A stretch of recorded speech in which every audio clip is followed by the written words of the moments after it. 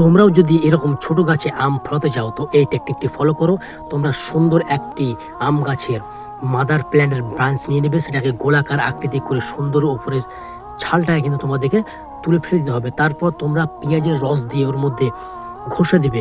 ঘষানোর পর বাড়িতে প্রত্যেকেরই কলগেট থাকে, কলগেট লাগিয়ে দিবে যাতে ফাঙ্গাসাইড না লাগে, এবং একটি প্লাস্টিকের গ্লাস চিরে ব্ল্যাক টিপ দিয়ে ওটা কিন্তু সেট করে দেবে। সেট করার পর মাটি অথবা কোকোপিট বেস্ট, তোমরা ওর মধ্যে কোকোপিট ভরে জল দিয়ে কালো ক্যারি দিয়ে কিন্তু ওটাকে পুরোপুরি কভারিং করে দেবে, এবং ওপরে যে ডালপালাগুলো সেগুলো কিন্তু কাটিং করে দেবে। যখন তোমরা ফলো করবে যে প্রত্যেকটি শাখা পোশাখা বার হয়ে গেছে, তখন কিন্তু গাছ থেকে সেটাকে আলাদা করে দেবে।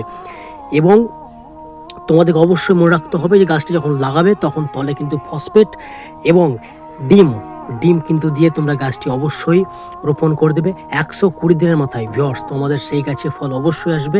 এই টেকনিকটি তোমরা ফলো করো, অবশ্যই তোমরা সাকসেসফুল হবে।